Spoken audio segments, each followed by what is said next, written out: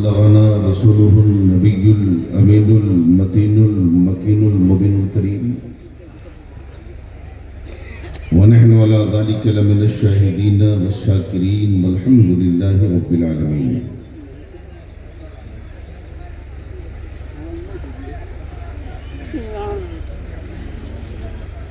استاد العلماء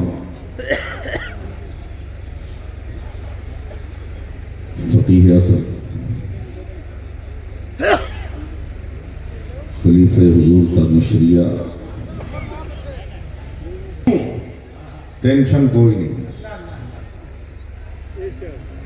میں مطمئن ہوں شفاعت میرے رسول کی ہے، رسول میرے ہیں، جنت میرے رسول کی ہے، رسول میرے ہیں، جنت میرے رسول کی ہے، اور سنا دو ان کو سمجھتے ہیں خود کو جو حاکم. آج حالات بڑے گڑبڑ چل رہے ہیں بھائی، آج پوری دنیا ہمیں ہٹانے کے چکر میں پڑی ہے اور حاکم بننے کی کوشش کر رہی ہے، تو سنا دو ان کو سمجھتے ہیں خود کو جو حاکم. سنا دو ان کو سمجھتے ہیں خود کو جو حاکم. بیٹا زمین خدا کی، حکومت میرے رسول کی ہے. زمین خدا کی،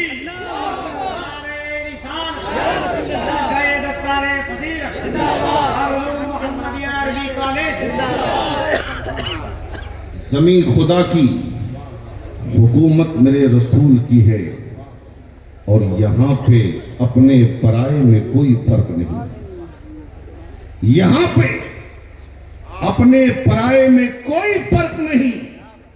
منافقو یہ عدالت میرے رسول کی ہے. منافقو یہ عدالت میرے رسول کی ہے. رسول میرے ہیں، جنت میرے رسول کی ہے. حضرات، انسان دنیا میں دو چیزوں سے محبت کرتا ہے.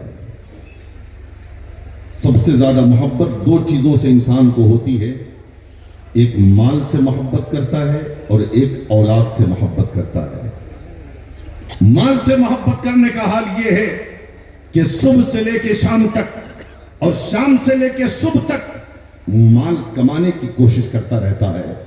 ٹھنڈی ہو کوئی فرق نہیں پڑتا، گرمی ہو کوئی فرق نہیں پڑتا، دھوپ ہو کوئی فرق نہیں پڑتا، بارش ہو کوئی فرق نہیں پڑتا. اگر ڈبل ڈیوٹی کرنے کی نوبت آئے اور پیسہ ڈبل مل جائے، انسان نیند کو بھی قربان کر دیتا ہے، کھانے کو بھی قربان کر دیتا ہے، پینے کو بھی قربان کر دیتا ہے، اپنے آرام کو بھی قربان کر دیتا ہے. نیت یہ ہوتی ہے کہ مالدار بن جاؤ. رہنے کے لیے مکان نہیں ہے، ایک مکان بن جائے. ایک ایک پیسہ جوڑ کر انسان مکان بناتا ہے تاکہ اس کی چھت کے نیچے اپنے سر کو چھپایا جائے. جب انسان ایک مکان بنا لیتا ہے، اس کی لالچ بڑھتی رہتی ہے، دوسرے مکان کی فکر رہتی ہے. اگر دوسری بلڈنگ بن جائے تو اس بلڈنگ کو بھاڑے پہ لگاؤں تو پیسہ آئے گا. ایسے ہی دوسری بلڈنگ بناتا ہے، تیسرا مکان بناتا ہے، چوتھا مکان بناتا ہے، پانچواں مکان بناتا ہے. بہت ساری بلڈنگوں کا مالک بن گیا.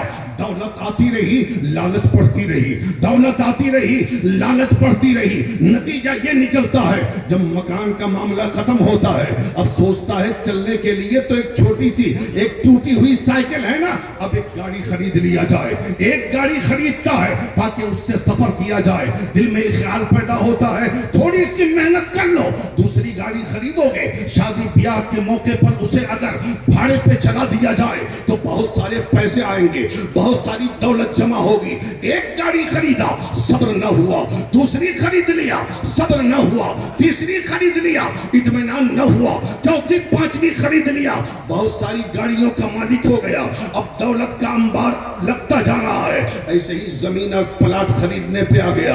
انسان دولت سے کس قدر محبت کرتا ہے.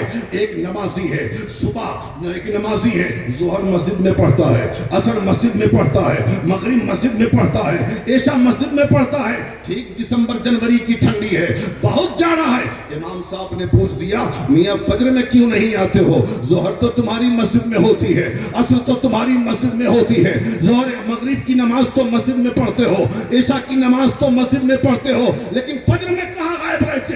حضرت ٹھنڈی بہت زیادہ ہے, جاڑا بہت زیادہ ہے, اس لیے نہیں آتے ہیں. کوہاسا بہت زیادہ ہے, کتے بھوکتے ہیں, یہ حال ہے. لیکن اے پورنیہ کے اس مرکزی جلسے میں آنے والے اسلام کے شہزادوں, یہ بتاؤ, اگر کوئی اعلان کر دے کہ رات کے 2 بجے دسمبر اور جنوری کی ٹھنڈی میں جو پورنیہ اسٹیشن یا کٹیہار اسٹیشن جائے گا اسے 1 لاکھ کا انعام دیا جائے گا, اسے 50,000 کا انعام دیا جائے گا. بتاؤ کون ایسا شخص ہے جو کٹیہار نہ جائے؟ کون ایسا شخص ہے جو اسٹیشن نہ جائے؟ وہ تو یہ سوچ کے جائے گا نا, 1 مہینہ کمائیں گے تو ایک مہینہ کمائیں گے تو 50,000 آئے گا, 2 مہینہ کمائیں گے تو 2 لاکھ آئے گا. یہاں تو جانا ہے. چلو کوہاسے کو چھوڑ دو, ٹھنڈی کی کیا پرواہ کرنی ہے, کتے بھوکیں گے, بھوکتے رہیں گے, لیکن ہمیں تو پیسہ چاہیے. یہ دولت سے محبت کا حال ہے. اور اولاد سے محبت کا حال کیا ہے؟ اولاد لنگڑی بھی ہے, وہ بھی ماں باپ کی آنکھوں کے لیے نور ہے. اولاد کالی بھی ہے, وہ بھی ماں باپ کے لیے چاند و سورج ہے. اولاد اگر اپاہج بھی ہے, وہ بھی بڑھاپے کا سہارا ہے. تو انسان دعویٰ کرتا ہے یہ دولت ہماری ہے, یہ زمین ہماری ہے, یہ بلڈنگ ہماری ہے, یہ جائیداد ہمارا ہے, یہ بینک بیلنس ہمارا ہے, یہ بیٹی ہماری ہے, یہ بیٹا ہمارا ہے, یہ اولادیں ہماری ہے. اے پورنیہ والو, ہم تم سے پوچھنا چاہتے ہیں, جن دولت کو اور جس اولاد کو ہم نے اپنی دولت کہا اور اپنی اولاد کہا, آؤ قرآن سے پوچھتے ہیں. اے قرآن تو بتا, اس دولت کا معاملہ کیا ہے, اس اولاد کا معاملہ کیا ہے؟ تو قرآن کہتا ہے, ارے جس مال کو تم اپنا مال کہتے ہو اور جس اولاد کو تم اپنی اولاد کہتے ہو, اللہ مال دے کر تمہارا امتحان لے رہا ہے, اللہ اولاد دے کر تمہارا امتحان.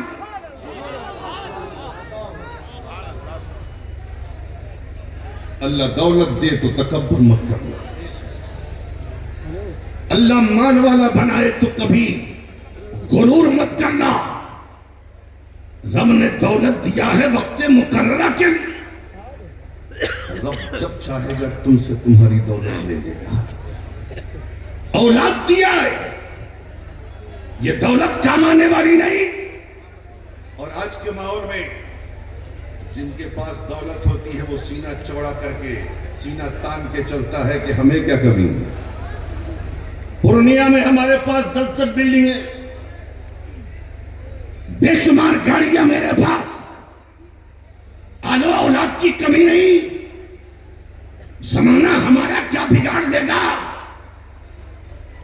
اگر مال آنے کے بعد غرور و تکبر آنے لگے تو 2 سال پہلے ترکی میں آنے والا زلزلہ یاد کر لینا, جس میں 40 سیکنڈ نہ جانے کتنی بلڈنگوں کو زمین کے نیچے دھسا دیا,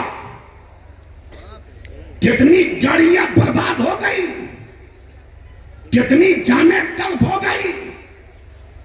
اس لیے دولت آئے تو تکبر مت کرنا, لیکن ہاں وہ دولت جو اللہ کی راہ میں خرچ کیا جائے, وہ دولت جو راہ خدا میں خرچ کیا جائے, وہ دولت جو مسجد کی تعمیر میں خرچ کیا جائے, وہ دولت جو مدرسے کے تعاون میں خرچ کیا جائے, وہ دولت جو کسی غریب کی غریبی دور کرنے کے لیے خرچ کیا جائے, وہ دولت جو کسی یتیم کے سر پہ دست شفقت رکھنے کے لیے خرچ کیا جائے, وہ دولت جو کسی بیوہ کے سر پہ دوپٹہ ڈالنے کے لیے خرچ کیا جائے, وہ دولت جو مدارس اسلامیہ کے طلبہ کی مہمان نوازی کے لیے خرچ کیا جائے, وہ دولت جو علماء کی خدمت کے لیے خرچ کیا جائے, جو دین کی بقا کے لیے خرچ کیا جائے, وہ دولت جنت میں جانے کا سبب بنتا ہے. اور وہ اولاد جسے آپ نے عالم دین بنایا, ذرا زور سے بولو, زور سے, اور لہک کے بول دو یا رسول اللہ. جسے عالم دین بنایا, جسے حافظ قرآن بنایا, جسے مسلک اعلیٰ حضرت کا سچا ترجمان بنایا, جسے دین کا سپاہی بنایا، وہ اولاد تمہیں جنت میں لے جائے گی، وہ اولاد تمہیں۔ لیکن آج حال کیا ہے، میاں بیوی، میں بالکل سچی بات بول رہا ہوں، حضرت بیٹھے ہیں، میاں بیوی کی خواہش ہوتی ہے کہ بیٹا پیدا ہو نا، بیٹا پیدا ہو،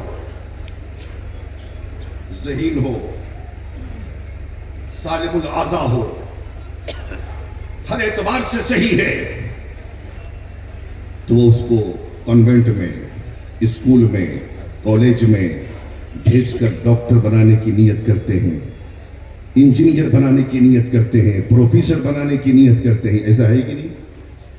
4 بیٹے ہو، 3 تو اچھے تھے، سالم الاعضاء تھے، اعلیٰ ذہن والے، شکل و صورت کے اعتبار سے اچھے، ایک کو ڈاکٹری میں دے دیا، ایک کو انجینئرنگ میں دے دیا، ایک کو پائلٹ بنانے کی سوچ لیا، اتفاق سے ایک بیٹا بن گیا لنگڑا،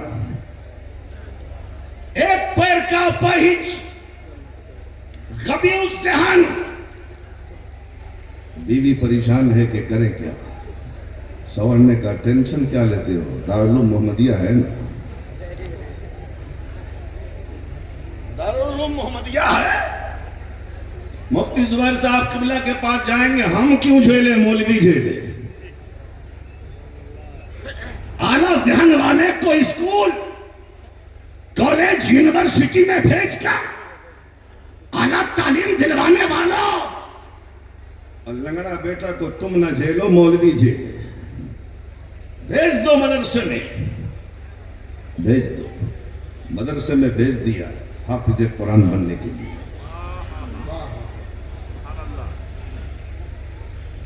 نابینا کو ڈاکٹر بنتے دیکھا ہے کیا؟ میں نے تو نہیں دیکھا، ایمانداری سے کہہ رہا ہوں، آپ نے دیکھا ہوگا، میں یہ بھی نہیں کہتا کہ نہیں بنتا ہوگا، ہو سکتا ہے بنا ہو، لیکن میں نے اپنی عمر میں کسی نابینا کو ڈاکٹر نہیں دیکھا، کسی نابینا کو انجینئر نہیں دیکھا، کسی نابینا کو پروفیسر نہیں دیکھا، لیکن قسم خدا کی نابینا کو حافظ قرآن ضرور دیکھا۔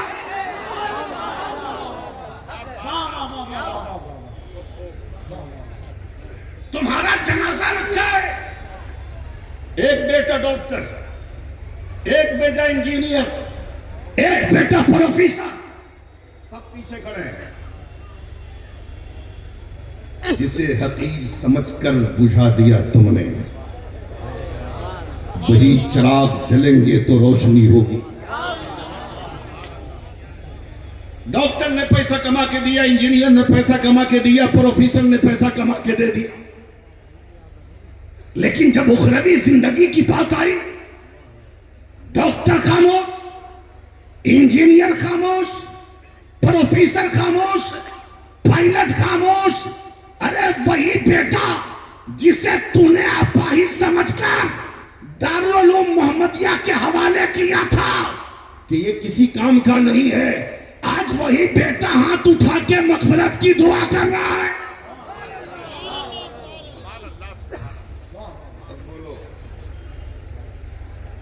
لنگڑا کام آیا ہے، نبینا کام آیا کہ یہ کام آیا؟ زور سے بولو۔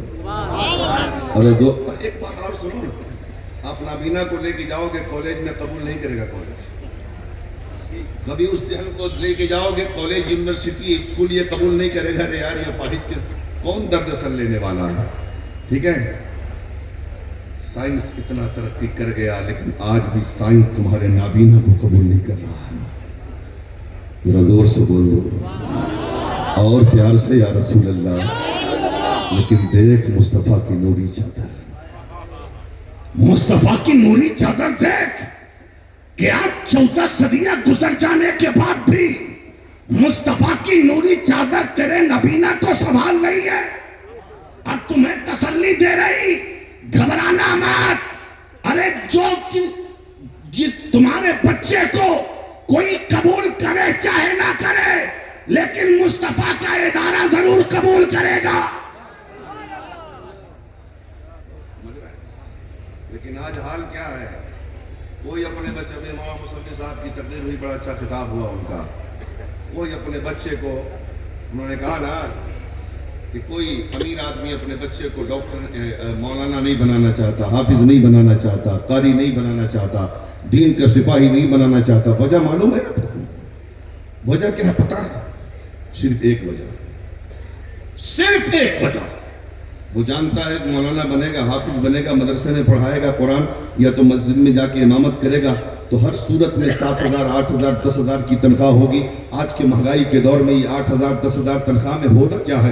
اگر ڈاکٹر بنے گا تو 2 لاکھ کمائے گا، انجینئر بنے گا تو 1.5-2 لاکھ کمائے گا، پروفیسر بنے گا تو 1 لاکھ کمائے گا. اچھا گھر ہوگا، اچھا مکان ہوگا، اچھی گاڑی ہوگی، ہر اعتبار سے سارے معاملات اچھے ہوں گے. لیکن ایک 10,000 کمانے والا مولوی کیا کرے گا؟ 10,000 کمانے والا حافظ قرآن کیا کرے گا؟ اس لیے چلو کوئی بات نہیں، اپنے بچے کو کیوں بناؤ گے حافظ قرآن، کیوں بناؤ گے عالم دین، لیکن ایک رکشہ چلانے والا، ایک رکشہ چلانے والا، ایک مزدوری کرنے والا، وہ سوچتا ہے میرے پاس پیسے تو نہیں، چلو مدرسے میں بھیج کر مصطفیٰ کا قرآن پڑھاؤ، نبی کی حدیث پڑھاؤ، ہے نا؟ اس لیے میں کہتا ہوں کرونا میں ساری چیزوں کا دام بڑھ گیا، بڑھا کہ نہیں؟ 400 روپے لوگ لہسن خرید رہے ہیں، لیکن امام کی قیمت نہ بڑھ سکی، مولانا کی تنخواہ نہ بڑھ سکی. یہ قوم ہماری اس قدر تنگ نظری کا شکار ہے. اللہ خیر کرے. اپنے عالم کو یار خود کفیل بناؤ، اپنے امام کو خود کفیل بناؤ، اپنے مولانا کو خوش رکھو. اس لیے کہ جب تمہارا مولوی خوش ہوگا، تمہارا امام خوش ہوگا، تم مر گئے، تمہارا بیٹا تمہارے لیے دعائے مغفرت کرے چاہے نہ کرے، لیکن جس امام کو تم نے خوش رکھا ہے زندگی بھر اپنی دعا میں وہ تمہیں شامل رکھے.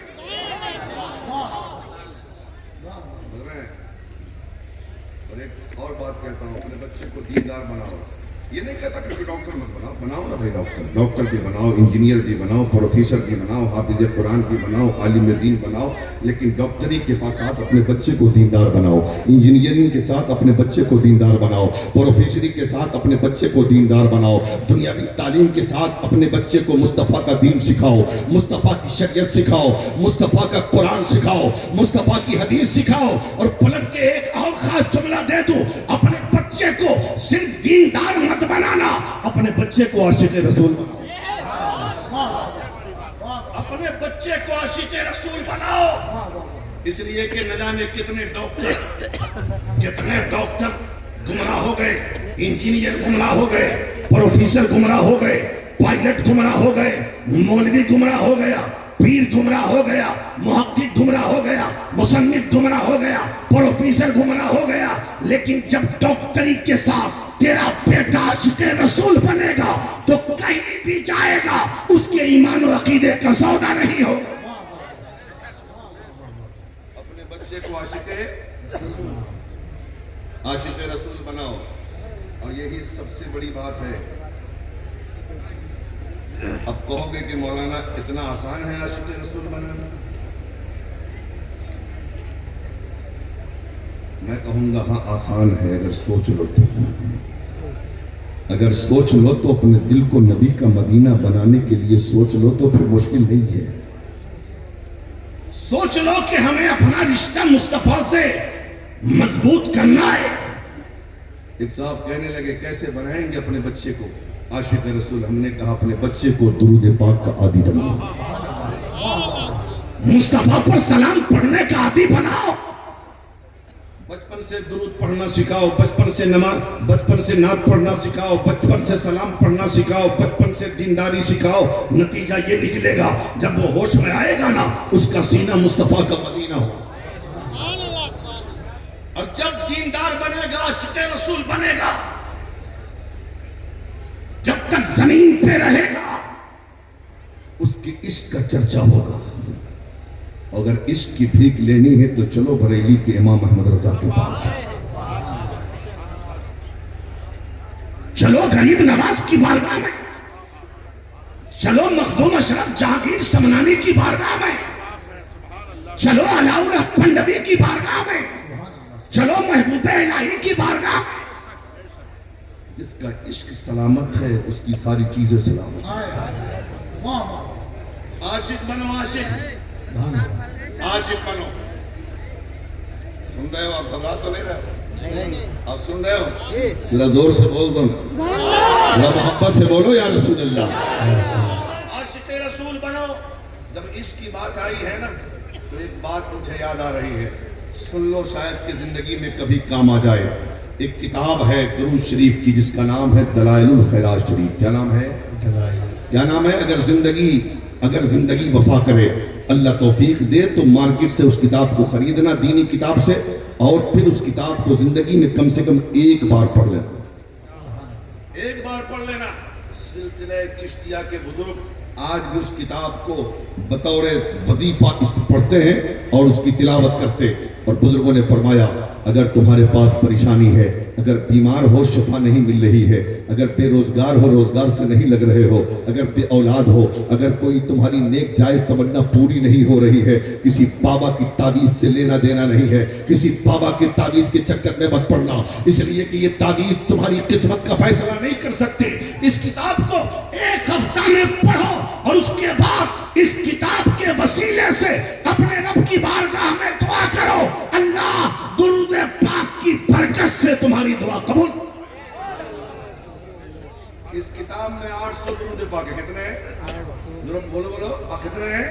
800. شروع بھی درود شریف سے ہے اور ختم بھی درود شریف پر ہے. اس کتاب کو لکھنے والے حضرت مصر کے بہت بڑے عالم، اللہ کے ولی حضرت شیخ محمد بن سلیمان الجزولی ہیں. کسی صاحب نے ان سے پوچھ دیا حضرت یہ تو بتائیں ایسی کتاب لکھ ڈالی جو شروع بھی درود شریف سے ہے اور ختم بھی درود شریف پر، اس کے لکھنے کی کوئی خاص وجہ ہے کیا؟ حضرت شیخ محمد بن سلیمان الجزولی کہتے ہیں ہاں لکھنے کی وجہ ہے کہ آپ سننا چاہتے ہو جس سرکار اگر سنا دیا جائے تو ایمان میں تاز کیا جائے. حضرت شیخ محمد بن سلیمان کہتے ہیں ایک دن میں سفر کر رہا تھا، سفر کرتے کرتے نماز ظہر کا وقت آیا یا نماز عصر کا وقت آیا. اب نماز پڑھنی تھی مجھے اور نماز کے لیے وضو کی ضرورت، اب وضو کے لیے پانی کی ضرورت. میں پانی کی تلاش میں نکل گیا، بہت تلاشا لیکن کہیں پانی کا نام و نشان نہ ہوا. ایک بار تھوڑی دیر کے بعد میں سوچ میں پڑ گیا کہ کیا کروں، پانی مل نہیں رہا ہے. ایک بار میں پھر تلاش میں نکلا تو ایک کنویں کے پاس پہنچا، دیکھا کنواں ہے، کنواں میں پانی بھی ہے لیکن پانی اتنا نیچا ہے کہ پانی نکالنے کے لیے رسی اور ڈول چاہیے. میں نے بہت غور کیا چاروں طرف تو نہ مجھے رسی ملی نہ ڈول ملا. اب میں پریشان ہو گیا آخر پانی نکلے کیسے، اور جب پانی نکلے گا نہیں تو وضو بناؤں گا کیسے، اور وضو بنا نہ پاؤں گا تو نماز پڑھوں گا کیسے. اسی کنویں سے سٹا ہوا ایک غریب مسلمان کا گھر تھا اور اس غریب مسلمان کے گھر کی چھت پر ایک 7 سال کی بیٹی کھیل رہی تھی. جب اس نے مجھے متفکر پایا، مجھے سوچ میں پایا، وہ بچی مجھ سے مخاطب ہوتی ہے اور کہتی ہے چچا کون ہو آپ اور کس لیے یہاں کھڑے ہو، کیا چاہیے آپ کو. وہ چہرے سے تو پہچانتی نہ تھی لیکن حضرت شیخ محمد بن سلیمان کو جانتی ضرور تھی، اس لیے کہ مصر کے بہت بڑے عالم تھے. حضرت شیخ سے وہ پوچھتی ہے بیٹی چچا بتائیں نام کیا ہے اور کس لیے یہاں آئے ہیں. حضرت شیخ محمد بن سلیمان کہتے ہیں بیٹی میرا نام شیخ محمد بن سلیمان الجزولی ہے.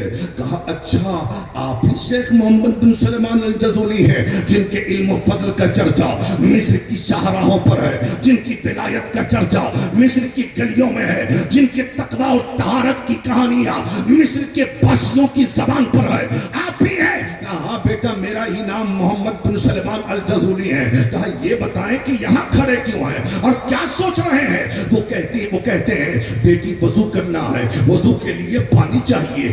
تو وضو کرنا ہے تو کنویں میں پانی تو ہے نا. کہا کنویں میں پانی تو ہے لیکن کنویں کا پانی بہت نیچا ہے، اس پانی کو نکالنے کے لیے رسی بھی ضروری ہے اور ڈول بھی ضروری ہے. نہ یہاں رسی ہے نہ ڈول ہے، آخر پانی نکلے کیسے. حضرت شیخ محمد بن سلیمان نے جب یہ کہا تو وہ 7 سال کی بچی جو تاریخی جملہ ادا کرتی ہے اے پورنیا اور اطراف پورنیا سے آنے والے اسلام کے شہزادوں ذرا غور کرنا، ایک 7 سال کی بچی تمہارے گھر میں بھی ہے اور ہمارے گھر میں بھی ہے کتنی عمر ہوتی ہے 7 سال کی بچی کی. اللہ اللہ، وہ 7 سال کی بیٹی کہتی ہے چچا اتنے بڑے عالم ہیں آپ، اتنے بڑے اللہ کے ولی ہیں آپ، ایسے متقی و پرہیزگار ہیں آپ، اللہ کے نیک بندے ہیں آپ، اور کنویں سے پانی بھی نکالنا نہیں آتا.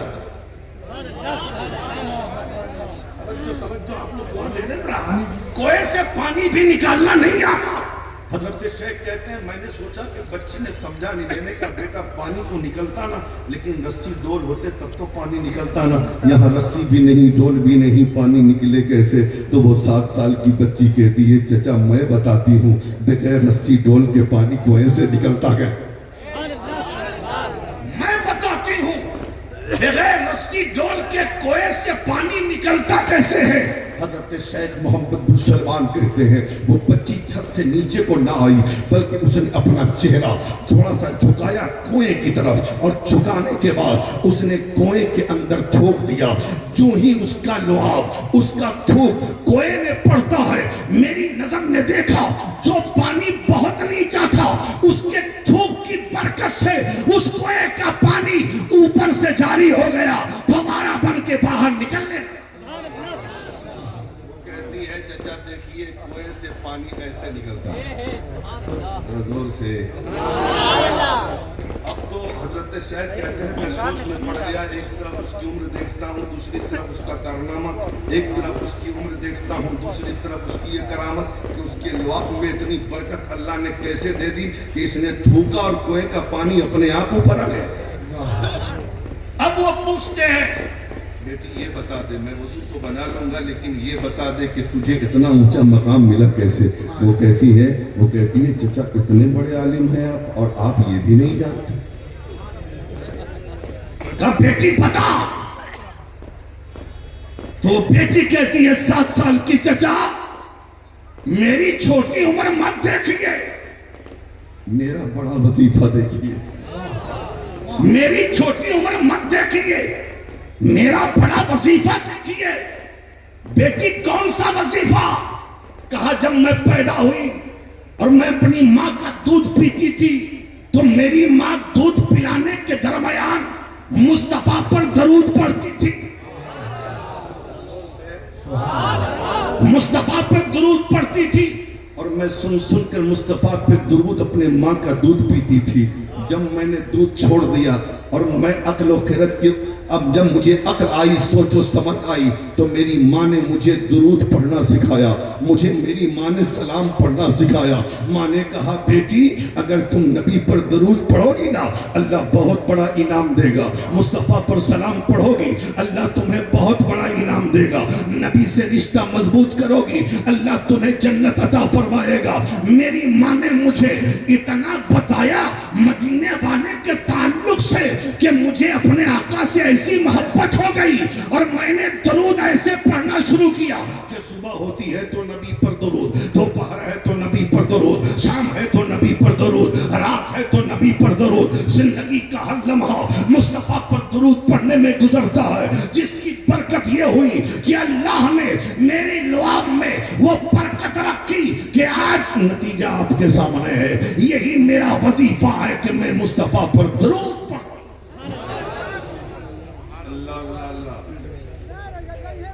جائیں وضو بنا لیں. حضرت شیخ چلے وضو بنانے، بیچ راستے میں جب پہنچے تو بچی نے پھر آواز دیا چچا ایک سوال کا جواب تو دیتے جائیے. پلٹ کے آ گئے، بوٹے بیٹا بولو کون سا سوال ہے؟ اب ذرا سوال سمجھیے، سوال سنیے اور مچل جائیے. علماء ہمارے بڑے بڑے علماء بیٹھے ہیں، ان کی توجہ ان کی دعائیں بھی چاہیے مجھے. وہ بچی کہتی ہے چچا یہ بتائیں کیا آپ انہیں جانتے ہیں؟ سوال سنیں، کیا آپ انہیں جانتے ہیں کفیل بھائی؟ کیا آپ انہیں جانتے ہیں جن پر درود پڑھنے سے اللہ اتنا اونچا مقام دیتا ہے؟ آج ہم جیسا مولوی ہوتا تو کہتا کہ ہم ہیں اتنے بڑے مولانا، ہم نہیں جانیں گے تو کون جانے گا. لیکن وہاں شیخ محمد بن سلمان الجزولی وہ کہتے ہیں بیٹا میں انہیں جانتا تو ضرور ہوں لیکن لگتا ہے کہ تم مجھ سے زیادہ انہیں پہچانتی ہے. بیٹا بتا وہ کون ہے جن پر درود پڑھنے سے اللہ اتنا اونچا مقام دیتا ہے؟ حضرت شیخ محمد بن سلمان نے کہا تو 7 سال کی بیٹی کہتی ہے چچا بتا دوں کون ہے وہ، چچا بتا دوں کون ہے وہ، چچا بتا دوں کون ہے وہ، ہاں میری بیٹی بتا دے کون ہے وہ۔ تو وہ 7 سال کی بیٹی کہتی ہے چچا سنیے وہ رحمت والے مصطفیٰ ہیں، وہ کریم آقا ہیں، وہ کریم نبی ہیں۔ جب وہ جنگلوں میں چلے جاتے ہیں تو جنگل کے درندے بھی اپنی جھاڑیاں چھوڑ کر جن کے دامن رحمت سے لپٹ جایا کرتے ہیں، دامن کرم سے لپٹ جایا کرتے ہیں، وہ رحمت والے مصطفیٰ ہیں جن پر درود پڑھنے سے اللہ اونچا مقام۔ نعرہ تکبیر، نعرہ رسالت، عظمت مصطفیٰ، شان مصطفیٰ، فضیلت درود پاک، جلسہ دستار فضیلت۔ اس لیے بھائی اپنے بچے کو عاشق رسول بناؤ تاکہ کوئی ٹکائی تمہارے ایمان و عقیدے پہ ٹاکا نہ ڈال سکے، تاکہ اپنے آپ کو تم بچا سکو۔ اور اگر تم نے نہیں اپنے بچے کو عاشق بنایا تو سن لو حالت کیا ہوگی۔ اور اس کی پڑھائی تو مدرسے میں پڑھائی جاتی ہے، نبی سے محبت کرنا تو مدرسہ میں سکھایا جاتا ہے نا۔ اسی لیے ایک لفظ میں کہتا ہوں اپنی تقریر میں کہ مدارسہ اسلامیہ اسلام کی نشأت ثانیہ کا دوسرا نام ہے۔ مدرسے کی کیا سمجھتے ہو مدرسے کو؟ آج ساری نظریں مدرسے پر، آج ٹیڑھی نگاہیں مدرسے پر، مسجد پہ نہیں، خانقاہ پہ نہیں، مزار پہ نہیں، مدرسے پر۔ کیوں؟ اس لیے کہ یہ جانتے ہیں اگر مدرسہ سلامت ہے تو یہ قوم سلامت ہے۔ مدرسہ ہی مسجد میں امام دیتا ہے، مدرسہ ہی خانقاہ میں پیر دیتا ہے، مدرسہ ہی مصنف پیدا کرتا ہے، مدرسہ ہی مفکر پیدا کرتا ہے، مدرسہ ہی معلم پیدا کرتا ہے، مدرسہ ہی حافظ قرآن پیدا کرتا ہے، مدرسہ ہی عالم دین پیدا کرتا ہے، مدرسہ ہی پیشوا پیدا کرتا ہے، مدرسہ ہی رہبر پیدا کرتا ہے، مدرسہ ہی رہنما پیدا کرتا ہے۔ جب تک مدرسہ سلامت ہے یہ قوم سلامت۔ اس لیے ایک بات سنو آخری مشورے کے طور پہ، آج لوگ بڑی آسانی سے کہہ دیتے ہیں نا یہ مدرسے میں پڑھنے والے بچے یتیم ہیں، غریب ہیں،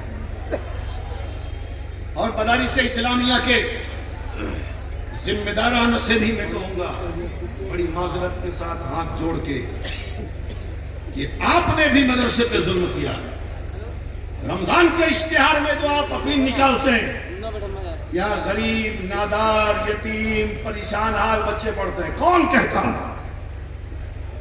مولائے کائنات تو کہتے ہیں کپڑے سے اور دولت سے کوئی اچھا نہیں بنتا۔ لیس الجمال باسباب تزیننا ان الجمال جمال العلم والادب۔ یتیم وہ نہیں ہے جس کے والدین نہ ہو، یتیم تو وہ ہے جس کے پاس علم و ادب نہ ہو۔ سبحان اللہ۔ لیکن آپ نے مدرسے کے اشتہار میں لکھا، ایک بار میں کھڑا تھا روڈ پہ مدرسہ بغل میں، ایک میاں بیوی جا رہے تھے، اللہ یہ میں اسٹیج پر غلط بات نہیں، صحیح جو میں نے دیکھا یا سنا ہے اپنے کان سے، میاں بیوی جا رہے تھے تو بیوی نے پوچھا کہ کیا ہے، کہا یہ مدرسہ کا مدرسہ کیا ہوتا ہے، دیہات کی رہی ہوگی، کہا یہاں یتیم بچے پڑھتے ہیں۔ کیا بچے پڑھتے ہیں؟ یتیم بچے پڑھتے ہیں۔ عرف عام میں یتیم کس کو کہا جاتا ہے؟ جس کے والدین نہ ہو۔ اب ذرا دارالعلوم محمدیہ میں پڑھنے والے بچوں سے پوچھو ان کے ماں باپ ہیں کہ نہیں؟ تو ہم نے بھی تو ظلم کیا نا، یہ کہتے کہ یتیم پڑھتے ہیں۔ میاں اشتہار میں لکھو کہ نبی کے مہمان پڑھتے ہیں،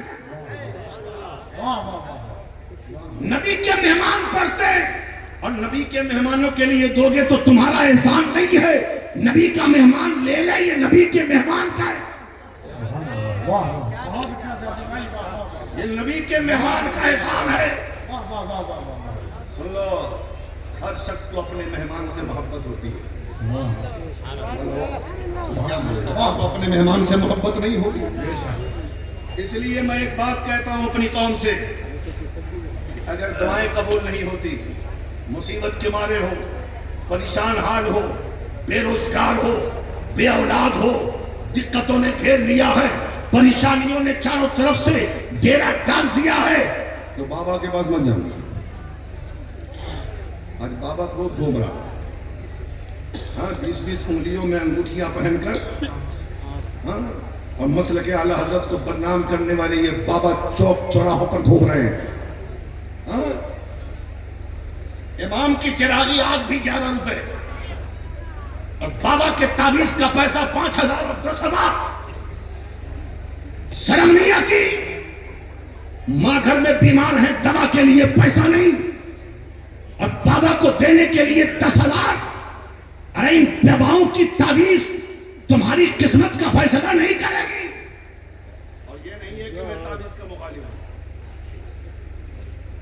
इन बाबाओं की तावीज से मैं तो कहता हूं बाबा की तावीज क्या मियां 100 तावीज ला के लटका दो, जो भी बरकत होगी वो भी चली जाएगी। और कभी ऐसा कर लो कि एक दिन बाबा को पकड़ के ला के लटका दो, बाबा को पकड़ के ला लटका। अगर इतना बरकत वाला है तो फिर बरकत होगी ना।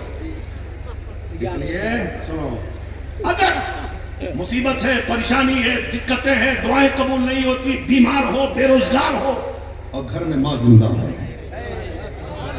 से बोलो घर में बाप जिंदा है, तो इधर उधर बाद में जाना, पहले अपनी मां के पास आओ, मां के कदमों को पकड़ ले। अम्मी जान बीमार हो, दुआ कर दीजिए अल्लाह शिफा दे दे। अम्मी जान बेरोजगार हो, दुआ कर दीजिए अल्लाह रोजगार से लगा दे। अम्मी जान दिक्कतों में घिरा हो, दुआ कर दीजिए दिक्कतों से छुटकारा मिल जाए। कसम खुदा की, अगर बूढ़ी माँ ने अपनी तोतली जबान से अपना दुपट्टा उठाकर तुम्हारे लिए दुआ कर दिया, अल्लाह तुम्हारी परेशानियों को दूर फरमाएगा, अल्लाह तुम्हारी परेशानियों को दूर फरमाएगा। और अगर खुदा न खास्ता माँ बाप में से दोनों जन्नत सुधार गए, वो दुनिया से चले गए, वो अपनी कब्र में है, तो इधर उधर मत जा, चला दारुल उलूम मोहम्मदिया में अल्लामा जुबैर साहब के पास आ, मोहतमिम साहब के पास आ, मुफ्ती इरशाद साहब के पास आ, असातिज़ाए दारुल उलूम मोहम्मदिया के पास आ, कुछ पैसे नजराने के लेके आ और आकर इनके हवाले कर और कहा, हजरात ये चंद पैसे नजराने के हैं, मेहमान रसूल को दे दीजिए, मेरे लिए दुआ करा दीजिए, मेरे लिए दुआ करा दीजिए। कसम खुदा की, अगर नबी के मेहमानों ने दिल से दुआ कर दिया, अल्लाह परेशानियों को दूर फरमाएगा। इसलिए कि दिल से जब बात निकलती है असर रखती है, पर नहीं ताकत परवाज़। नारे तकबीर, नारे रिसालत, जलसे दस्तारे फजीलत, दारुल उलूम मोहम्मदिया अरबी कॉलेज। और ये मैं क्यों कह रहा हूँ सुन लो, ऐसे हवा में मैं बात नहीं करता, हाँ, इसलिए कह रहा हूँ, इनकी दुआओं में असर क्यों है सुन लो। आओ आओ आओ, तुम्हारे अब पूर्णिया में बेशुमार पैसे वाले लोग हैं, बड़ी बड़ी बिल्डिंगें वाले, बड़े बड़े अमीर कबीर कीमती गाड़ियों वाले, बड़े बड़े ओहदे वाले। 10 अमीरों को इकट्ठा करो और इकट्ठा करने के बाद उनको अपने मोहल्ले के कब्रिस्तान के पास से गुजारो और उसके बाद अल्लामा मुफ्ती जुबैर साहब क़िबला या बरेली शरीफ, मुबारकपुर अशरफिया या जहाँ जहाँ तुम्हारी नज़र में मोहताज दारुल इफ्ता है, वहाँ अब सवाल लिखो। और लिखने के बाद सवाल में क्या लिखोगे? हजरत पूर्णिया के मैंने 10 सेठों को अपने मोहल्ले के कब्रिस्तान के पास से गुजार दिया है, ये बता दीजिए क्या कब्र वालों का कोई फायदा हुआ? कसम खुदा की जवाब क्या आएगा मुफ्ती साहब से पूछ लो, कोई फायदा ना हुआ। पलट के एक सवाल और करो, हजरत दारुल उलूम मोहम्मदिया में पढ़ने वाला एक 8 साल का बच्चा जो मदरसे की चटाई पर बैठकर मुस्तफा का कुरान पढ़ रहा है, रब की हदीस पढ़ रहा है, आज मेरे मोहल्ले के कब्रिस्तान के पास से वो 10 साल का बच्चा गुजरा है, वो नबी का मेहमान गुजरा है, तो बताइए फायदा हुआ कि नहीं हुआ? पूरी दुनिया का दारुल इफ्ता कहेगा फायदा हुआ है। हजरत बता दीजिए क्या फायदा हुआ है? क्या फायदा ये हुआ कि अल्लाह ताला ने 40 रोज के लिए मुर्दों से अज़ाब, और ये कोई मौलवी नहीं कहता, मुस्तफा फरमा रहा है कि अगर आलिम या मुताल्लिम कब्रिस्तान के पास से गुजर जाए, अल्लाह 40 रोज के लिए कब्र वालों से अज़ाब उठा। इसलिए मैं मदरसे में पढ़ने वाले بچوں کو، ان نبی کے مہمانوں کو میں راجا کہتا ہوں، میں مہاراجا کہتا ہوں، میں شہنشاہ کہتا ہوں، میں بادشاہ کہتا ہوں۔ آپ کہو گے مولانا یہ پہلی بار ملا ہے، میری زکات پر پلنے والا، میرا صدقہ کھا کر پڑھنے والا، میرے فتنے پر زندگی گزارنے والا، یہ مدارس اسلامیہ کے بچے، یہ مہمان کب سے یہ راجا ہو گئے، کب سے یہ مہاراجا ہو گئے، کب سے یہ شہنشاہ ہو گئے، کب سے یہ بادشاہ ہو گئے؟ میں نے کہا تب سے ہو گئے جب سے مصطفیٰ نے ان کے قدموں میں برکتیں رکھی۔ تیرا راجہ گزرا تو کوئی فائدہ نہیں، تیرا مہاراجہ گزرا تو کوئی فائدہ نہیں، یہ نبی کا مہمان گزرا تو مردے سے 40 دن کے لیے عذاب ہوا۔ سنو، محبت کی نظر سے دیکھا کرو اپنے علماء سے۔ یہ جنتی چہرے دیکھ رہے ہو نہیں؟ اگر جنتی چہروں کو دیکھنا ہے تو ان کو دیکھو۔ 60,000 80,000 1 لاکھ تنخواہ کے بعد بھی لوگ انشن پہ بیٹھ رہے ہیں۔ ہماری مسجد کا امام 8,000 ملتا ہے پھر بھی انشن پہ نہیں بیٹھتا، 10,000 پاتا ہے پھر بھی وہ صبر کرتا ہے۔ اور اس قوم کو ارے مولانا کے پیسے میں بہت برکت ہے۔ ہم نے ایک صاحب سے کہا تو ایسا کرو کتنا کماتے ہو؟ وہی 60-70,000، لیکن پتہ نہیں چلتا ہے۔ لیکن مولانا 8,000 10,000 کماتا ہے، کیچ دیکھ لیجئے، ہاں 1,000 کی تو برکاتی ٹوپی ہی لگاتا ہے، ہاں قیمتی جوتا دیکھ لیجئے، قیمتی چشمہ دیکھ لیجئے۔ میں نے کہا اچھی بات ہے، برکت تو ہے، تو ایسا کرو کہ 1 مہینہ اپنی تنخواہ سے امام کی تنخواہ بدلو، برکت والا پیسہ تو، اور اپنا بے برکت والا بیچارے امام کے حوالے کا۔ بڑی آسانی کے ساتھ یہ قوم جو ہے نا مولوی کو چونا لگانے کے ڈرتے ہیں۔ اپنے علماء سے محبت کرو یار۔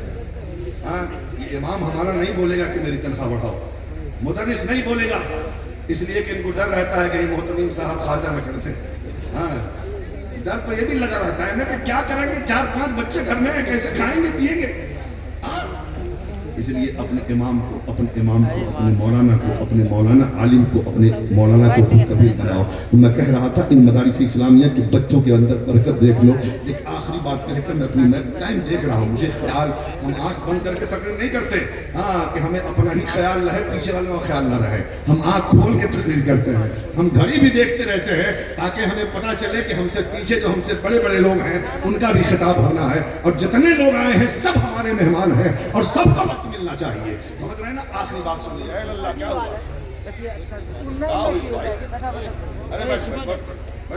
ہاں آخری بات سن لو۔ ہاں ایک عالم صاحب جلسے سے، جیسے ہم لوگ بھی جلسے میں کبھی جاتے ہیں، ہاں جلسے سے یا میلاد سے رات کے 2 بجے لوٹے، دیکھا کہ گھر دور ہے، ٹھنڈی کا موسم ہے، سوچا دارالعلوم محمدیہ میں چلا جاتا ہوں، رات گزار لیتا ہوں، فجر کے بعد چلا جاؤں گا مدرسے میں، مدرسے سے گھر چلا جاؤں گا۔ رات کے 2 بجے وہ عالم دین کہتا ہے میں رات کے 2 بجے مدرسے میں آیا تو کہاں گیا؟ ایک ہال میں گیا، جس ہال میں 30-40 بچے، 8 سال اور 10 سال کی عمر کے بچے سو رہے ہیں۔ رات کے 2 بجے تو مدرسین بھی سو رہے ہیں، بچے بھی سو رہے ہیں، بالکل سناٹا ہے، کوئی جگہ نہیں ہے۔ جب اس روم میں گیا تو نبی کے مہمان ایک طرف، 8-10 سال کی ساری عمر کے بچے سو رہے تھے۔ اچانک میرے کان میں قرآن کے پڑھنے کی آواز آئی۔ زور سے بولو یار، زور سے بولو۔ ابھی بلیاوی صاحب آنے والے ہیں، ایسے ہی خاموش رہو گے تم؟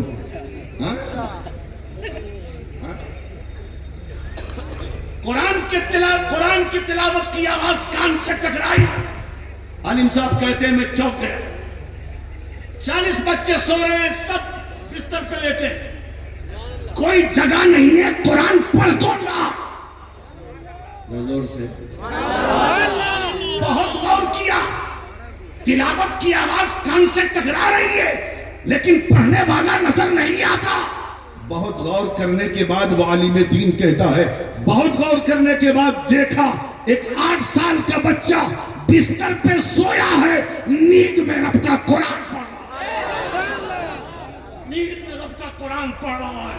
اسی لیے کہتا ہوں مسلمانوں، مدارس اسلامیہ کے بچوں سے محبت کرو۔ یہ وہ نبی کے مہمان ہیں جو سوئے تو قرآن پڑھیں، جو اٹھے تو قرآن پڑھیں، جو بیٹھے تو قرآن پڑھیں، جو چلے تو قرآن پڑھیں، جو ہر لمحہ قرآن پڑھیں۔ ارے جن کے دل میں بھی قرآن ہو اور جن کی زبان پہ بھی قرآن ہو، جب وہ دعا کریں گے تو کیسے قبول نہیں؟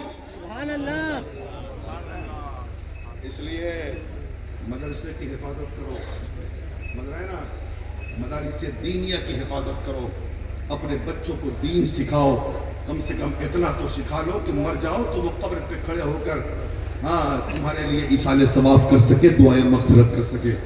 سمجھ رہے ہیں؟